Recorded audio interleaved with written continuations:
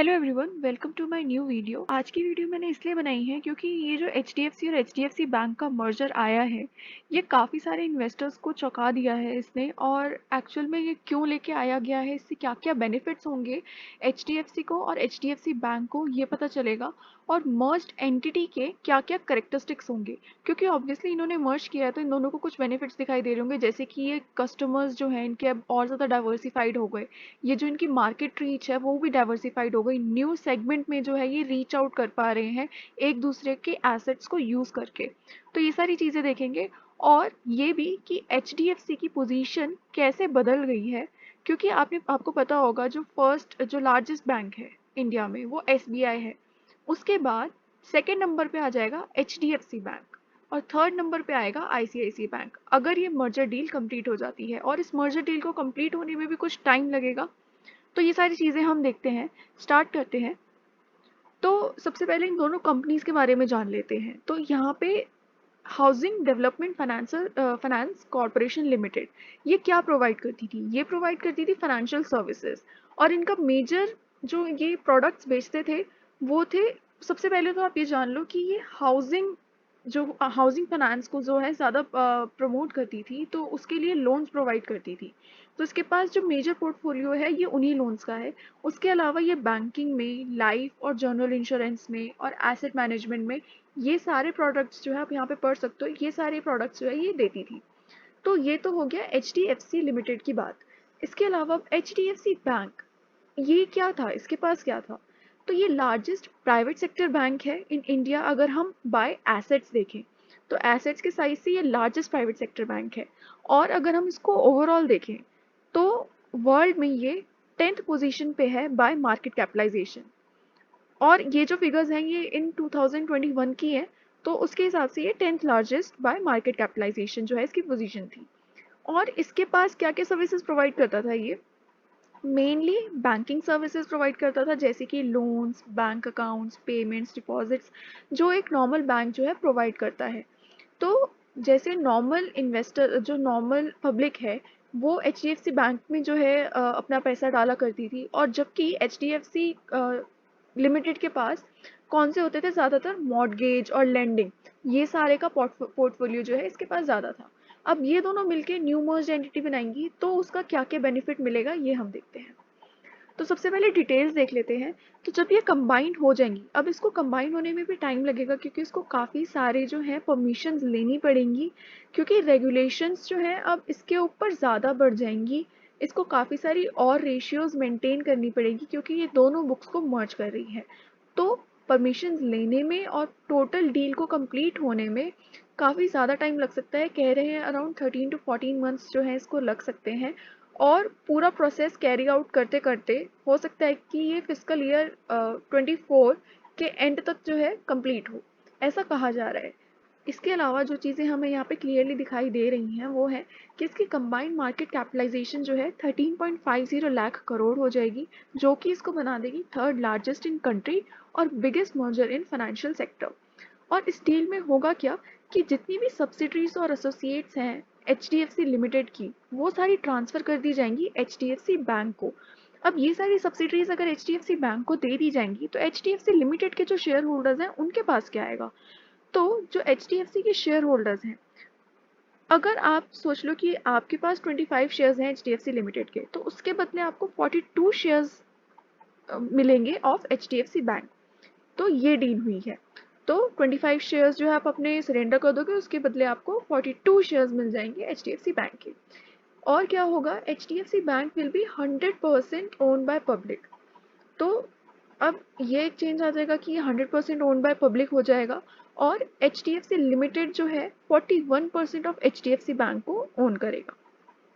तो ये सारी थी डिटेल्स। अब आपको यहाँ पे कोई प्रॉब्लम नहीं आएगी, आपको एंड टू एंड सारी डिटेल्स पता है ना। इसके बाद बेनिफिट्स क्या क्या होंगे housing development finance corporation limited को?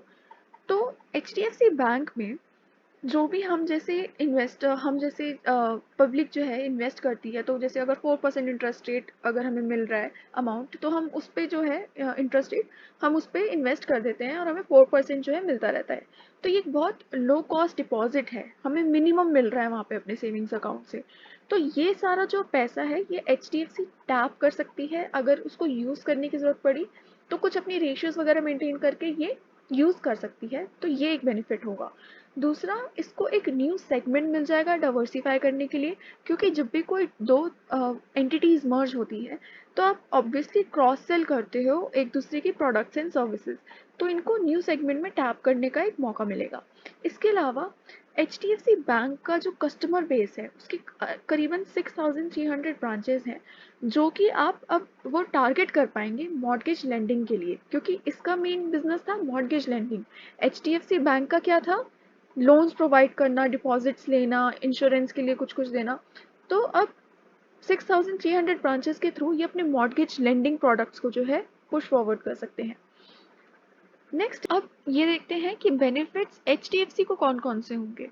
तो एचडीएफसी बैंक को क्या बेनिफिट्स होंगे, इसके लिए फर्स्ट पॉइंट है कि ये एचडीएफसी बैंक जो है पहले कॉर्पोरेट क्रेडिट जो इसने प्रोवाइड किया है उस पर उसको ज़्यादा रिटर्न्स नहीं मिल रही हैं, और क्योंकि इन दोनों की बुक्स मर्ज होंगी तो एचडीएफसी के जो सैलरीड बोरोवर्स हैं वो भी इसके पास आ जाएंगे। यानी कि पहले तो ये कॉर्पोरेट दे रहे थे, अब जो सैलरीड बोरोवर्स इनके पास आ जाएंगे तो उससे इनकी बुक्स भी जो है वो जो कॉम्पोजिशन है वो थोड़ी चेंज हो जाएगी।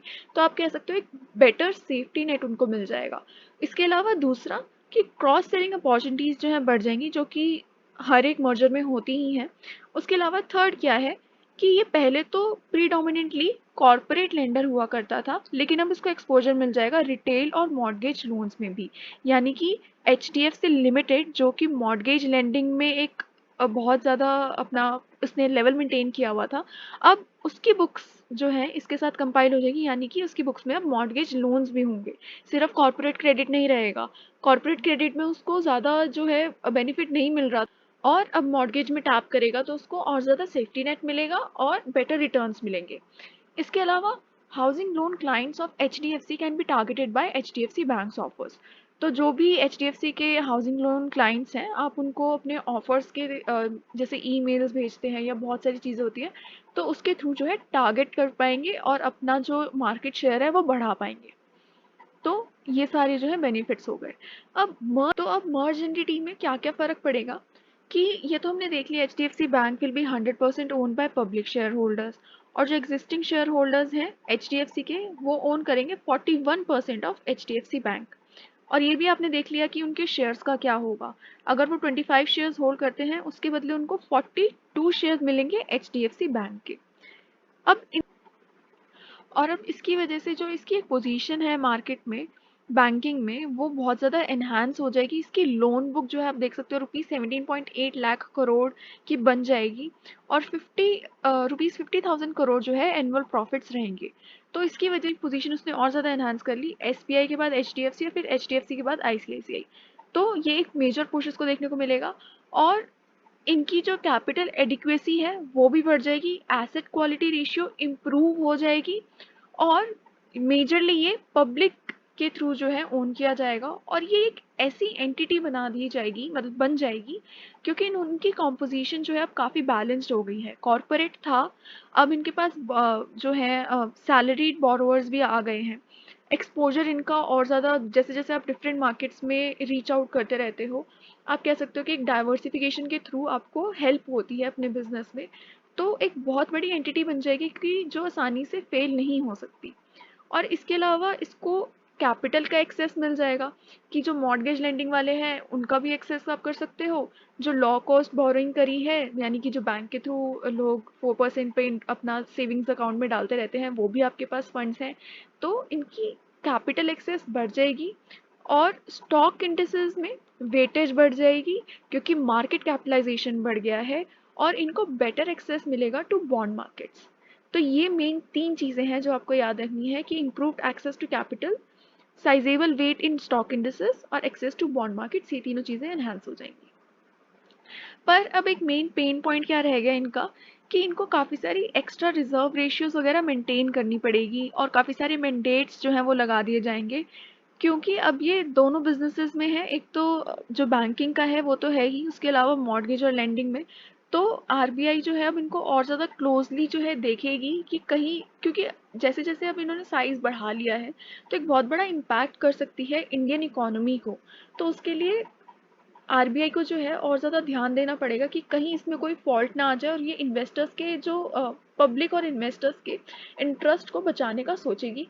तो उसकी वजह से ये जो मर्ज एंटिटी है उनको भी काफ़ी सारी रेशियोज मेंटेन करके रखनी पड़ेगी। तो इस वीडियो में आपको सारी जानकारी मिल गई है। अगर आपको प्लीज़ ज़रा सी भी हेल्प हुई हो तो please hit the like button and subscribe to my channel. और अगर आपको मेरा टेलीग्राम ग्रुप ज्वाइन करना है तो लिंक आपको डिस्क्रिप्शन में मिल जाएगा। Thank you so much.